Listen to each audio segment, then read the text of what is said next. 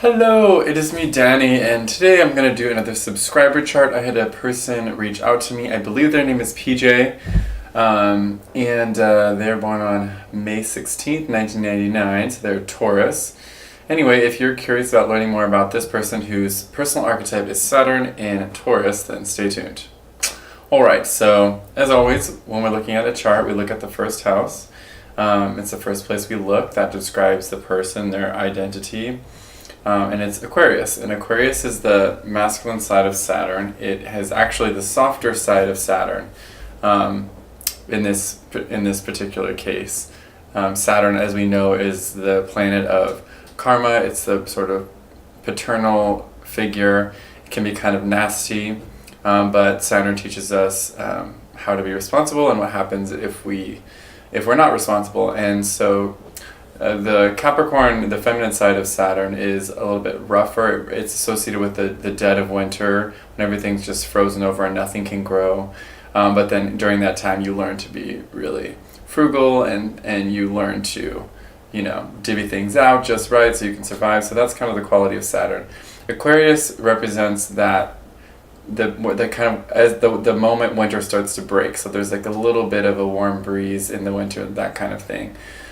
Saturn in Aquarius is associated with, it's like, well, you should have known better, but I'm just going to help you out a little bit, but not too much because you should have known. So that's sort of the quality of Aquarius. So Aquarius rising, we see they tend to always have a lot of friends. I see people with Aquarius rising, they're just always very talkative and they have a lot of friends. They're very friendly. And they really tend to like to be in social situations. The only thing that could shift that a little bit, so come down here, we look at Saturn in Taurus, and it's in the third house.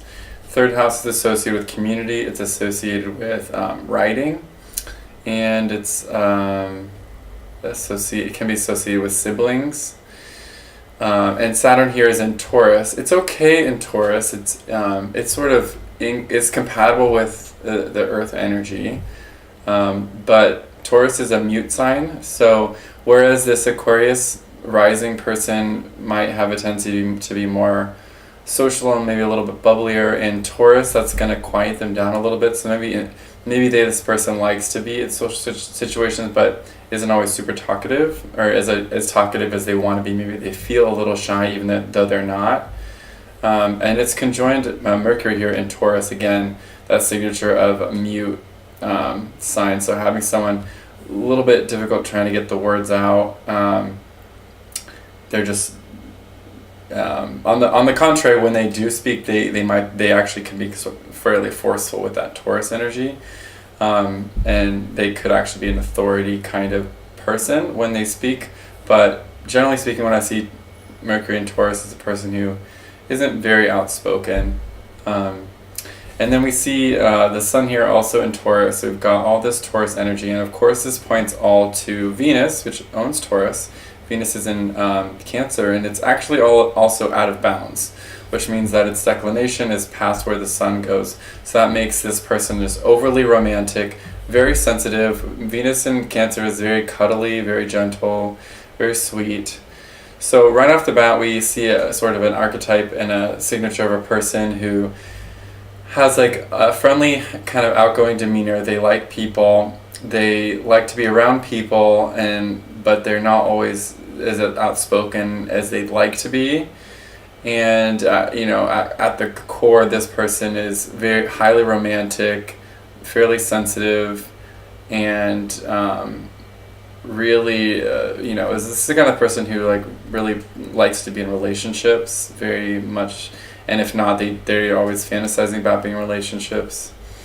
And then to just kind of fill out continue adding on to the archetype of this person, we see Mars in Libra, which is in its detriment because Mars likes to take action and Libra is very tentative. And again, this planet points back to Venus. Venus is really one of the main planets that's in charge in this chart. And the other planet, the guardian angel planet, is Jupiter in Aries. So that's the one part of this person's chart where they get that fire. This is kind of a different component. This is going to manifest not in their day-to-day, but more their internal component. Jupiter in Aries is very interested in self-awareness and self-development. That's the kind of thing that would draw someone to astrology, to be curious about that and really wanting to understand who you are.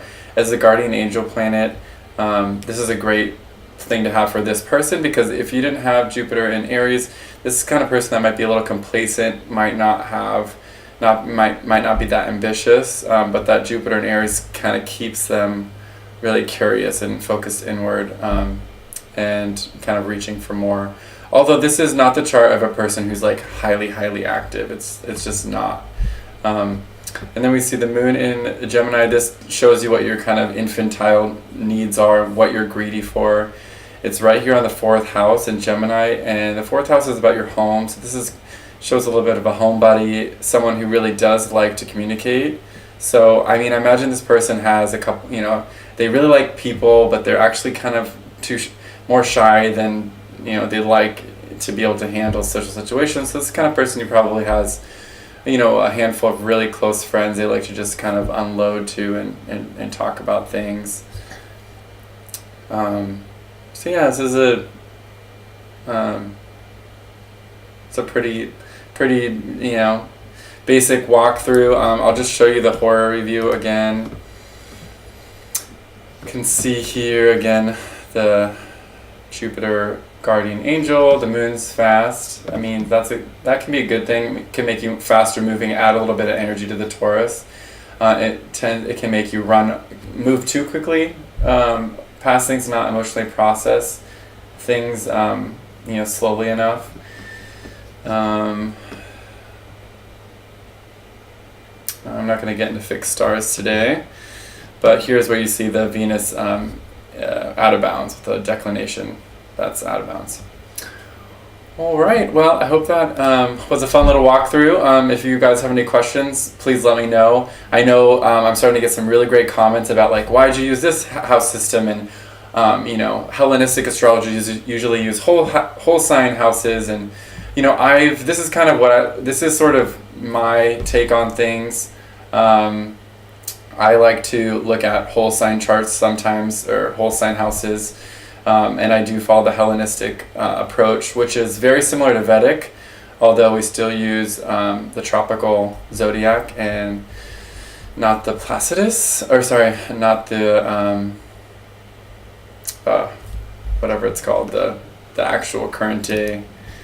Let me show you guys here. So while I'm at it, what's it called? Zodiac.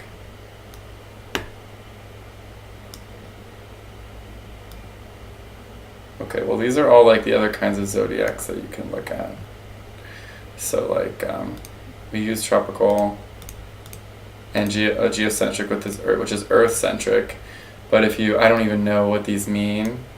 But if you go into one of these sort of Vedic ones, the planets are going to all be in different signs because they use a different zodiac system. Anyway, more stuff to talk about in the future. Yeah. Please keep sending me your questions. If you have any other celebrities you'd like me to look at, any other subscriber charts. I can't do these all the time, but it never hurts to ask. And anyways, please subscribe and check out my other videos. Have some fun videos. I have some more educational videos, and working on a vlog. It's my birthday on the eclipse, so that'll be interesting. And so we'll see what happens. Okay, bye guys. Talk to you later.